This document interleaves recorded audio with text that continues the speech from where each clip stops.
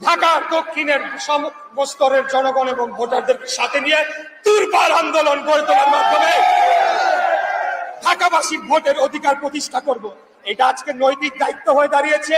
এটা আমার একার মেয়র হওয়ার বিষয় নয়, এটা আমার ক্ষমতায় যাওয়ার বিষয় নয়। আমি আবারও স্পষ্টভাবে বলতে চাই, আমি দুঃখ প্রকাশ করতে চাই যে যে জনদুর্ভোগের সৃষ্টি হয়েছে, সিটি কর্পোরেশনকে স্থবির করে ফেলার মাধ্যমে জনগণের সেবার যেটা বিঘ্ন হয়েছে, সেটা দায় পুরোপুরি বর্তমান অন্তর্বর্তীকালীন সরকার এবং এই বর্তমান স্থানীয় সরকার মন্ত্রণালয় তার দায়িত্বপ্রাপ্ত উপদেষ্টা এবং কর্মকর্তাদের উপর বর্তায়। তারা সরাসরি সংবিধান লঙ্ঘন করার মাধ্যমে এই আমার যে শপথ গ্রহণ অনুষ্ঠান সেটিকে না করতে দিয়ে সরাসরি সংবিধানকে লঙ্ঘন করেছে, আইনকে অবজ্ঞা করেছে, সর্বোচ্চ আদালতকে অবমাননা করছে।